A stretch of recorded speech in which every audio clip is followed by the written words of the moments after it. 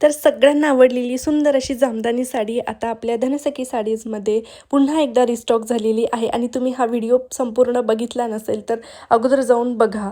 व्हिडिओचं shooting करत करत एवढा वेळ गेला ना की डायरेक्ट 3:30-4 वाजले आणि आज हिमांशू पण घरीच होता, स्कूलला गेलेला नव्हता, त्यामुळे त्याला बघत बघत त्याचं सगळं करत करत माझं शूटिंग करावं लागत होतं.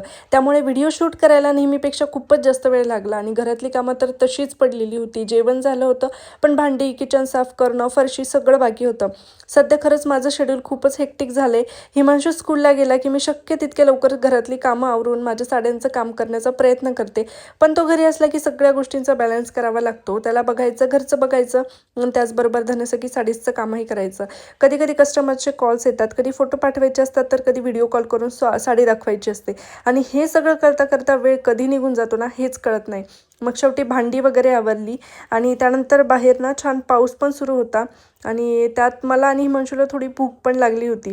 तो म्हणाला, आई काहीतरी खायला बनव. म्हटलं चल आज पोहे वगैरे बनवते, कारण हिमांशूला आणि आम्हाला दोघांना पोहे खूप आवडतात आणि आमच्या दोघांना आम्ही असं बघत नाही दुपार झाली आहे का संध्याकाळ झाली आहे, कधी पण आम्हाला क्रेविंग झाली ना, त्याला असो की मला असो, आम्ही पोहे बनवतो आणि आमच्या दोघांसाठी आम्ही खातो. कारण गणेशला पोहे अजिबात आवडत नाही. तर त्यामुळे मग आम्ही दोघांसाठीच मी पोहे बनवत असते. तर नुकतीच भांडी घासून झाली होती आणि परत पोह्यांची भांडी पडणार होते, पण म्हटलं जाऊ देत, क्रेविंग झाली आहे ना तर, आणि कधी कधी पोहे खायची अशी अचानक क्रेविंग होतेच ना. मग काय माझ्यासाठी आणि हिमांशूसाठी मस्त गरम गरम पोहे बनवले. त्यानंतर संध्याकाळी पुन्हा साड्यांची पॅकिंग करायला घेतली आणि माझं एक असतं की ज्या दिवशी साड्यांची ऑर्डर आली ना, शक्यतो मी संध्याकाळपर्यंत त्या साड्या डिस्पॅच करायला देते, जर सकाळी लवकर तुमची जर ऑर्डर माझ्यापर्यंत पोहोचली तर. आणि आता सध्या रक्षाबंधनच्या पण साड्या घेतल्या जातात, त्यामुळे कस्टमरपर्यंत त्या लवकरात लवकर पोहोचल्या पाहिजेत, त्याची मी काळजी घेते. तर सगळे पार्सल एक एक करून पॅक केले आणि गणेशही उभे होते. म्हटले चल हे शेवटचं पार्सल पण आण, लवकर पॅक करून दे.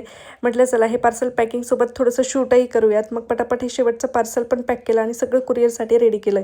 तर असा चालला आहे माझा सगळा दिवस. घर, हिमांशू, साड्याचं काम, कस्टमर कॉल्स, पॅकिंग, शूटिंग सगळं एकत्र मॅनेज करताना खरंच दिवस कसा संपतोय ना हेच कळत नाही आणि मला हे आवडतं सुद्धा आहे. चला आजचा व्लॉग इथेच संपवते. पुन्हा भेटूया अशाच एका नवीन व्लॉगमध्ये. तोपर्यंत बाय.